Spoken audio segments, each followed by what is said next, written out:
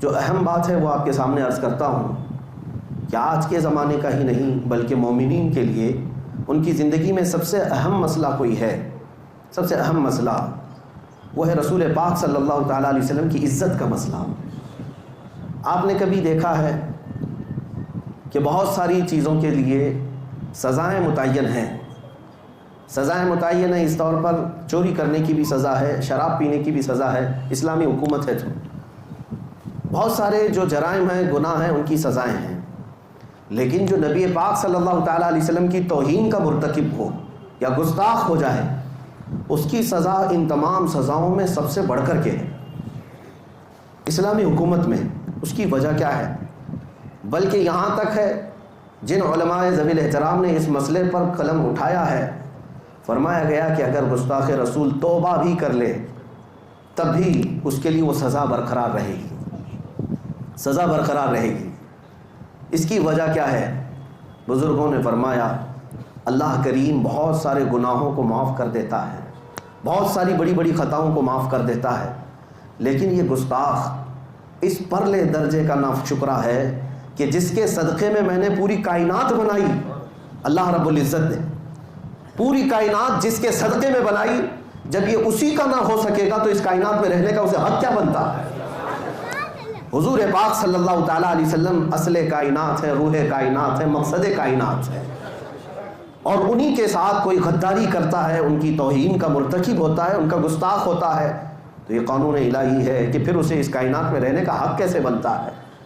جس کے لیے کائنات بنی ہے، زمین و آسمان بنے ہیں۔ عزیزان گرامی وقار، ہم اور آپ تو اس مسئلے کو سمجھ سکتے ہیں، آپ مسلسل علماء کے خطابات سنتے رہتے ہیں یا اس ماحول میں ہیں، لیکن میں محسوس یہ کرتا ہوں کہ وہ لوگ جو دین سے ہمارے وابستہ نہیں یا جانتے نہیں، غیر مسلم، ان کو یہ بات بہت عجیب سی لگتی ہے کہ مسلمان اتنے بھاؤک کیوں ہوتے ہیں۔ ہم سے بھی 2 دن قبل دلی میں یہی ساری باتوں کی پوچھ تاچھ ہوتی رہی، اتنے جذباتی کیوں ہوتے ہیں، اور اسی مسئلے پر اتنا زیادہ آپ کو جذبات میں آنے کی کیا ضرورت ہوتی ہے؟ یہ دنیا کی سمجھ سے باہر ہے۔ اب ہم انہیں کیسے سمجھائیں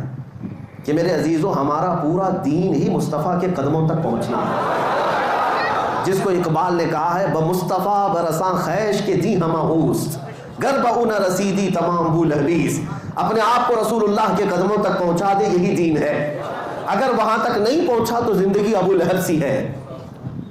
اب ان لوگوں کو یہ بات سمجھ میں نہیں آتی کہ مسلمان اتنا جذباتی کیوں ہوتا ہے،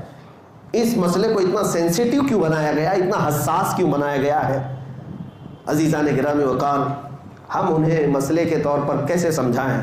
لیکن مثال کے طور پر سمجھانے کی کوشش کی۔ کہا کیا آپ کو پتہ ہے گھر کے اندر رنگ و روغن بھی ہوتا ہے، خوبصورتیاں بھی ہوتی ہیں۔ مثال کے طور پر مسجد میں بھی دروازہ بھی ہے، کھڑکیاں بھی ہے، پینٹ بھی لگا ہے، پنکھا بھی ہے، سب کچھ مل کر کے بنتا ہے۔ آپ یہاں کا پینٹ اکھاڑیں، آپ یہاں کا پنکھا توڑ دیں، آپ یہاں کا دروازہ ڈیمیج کر دیں، یہ تمام باتیں وہ ہیں جس کو مالک مکان برداشت کر لے جائے اور آپ کو بھی کچھ نہ ہو۔ لیکن اگر اس میں کرنٹ کی سپلائی کہیں سے آ رہی ہے اور اس تار کو اگر آپ ہاتھ لگا دیں تو مسئلہ بڑا خطرناک ہو سکتا ہے، تمہاری جان بھی جا سکتی ہے۔ تو گھر کے اندر یہ جو ساری چیزیں ہیں بہت ساری خوبصورتی کو بنانے والی، لیکن کرنٹ کا مسئلہ کچھ اور ہی ہوتا ہے۔ اسی طرح ہماری زندگی کے بہت سارے مسائل ہیں، جب تم ان کے ساتھ چھیڑ چھاڑ کرتے ہو تو ہو سکتا ہے یہ تمام معاشرہ، یہ ہماری جماعت صبر کے ساتھ آگے بڑھ جاتی ہے۔ ہمارے گھروں کو بلڈوزروں سے توڑ دیا، ہمارے بچوں کو گولی سے مار دیا، ہمارے ساتھ کیا کیا نہیں کیا، لیکن جب تاجدار مدینہ کی ذات کو تم انگلی اٹھاتے ہو تو سیدھے ایسے سمجھو کہ کرنٹ کے تار کو پکڑتے ہو۔ یہ سینسیٹیوٹی جو ہے نبی پاک صلی اللہ تعالیٰ علیہ وسلم کو لے کر ہمارے ساتھ اس لیے بھی ہے کہ قرآن نے کہا ہے النبی اولیٰ بالمؤمنین من انفسہم، نبی مومنوں سے ان کی جان سے زیادہ قریب ہے، جان سے زیادہ جو قریب ہے، اس لیے یہ مسئلہ اس قدر حساس ہوتا ہے۔ آج بھی دنیا اس بات کو دیکھ رہی ہے، انہیں تکلیف اسی بات کی ہے کہ مسلمان اتنا بھاؤک کیوں ہوتا ہے، اتنا جذباتی کیوں ہوتا ہے۔ میرے عزیزو،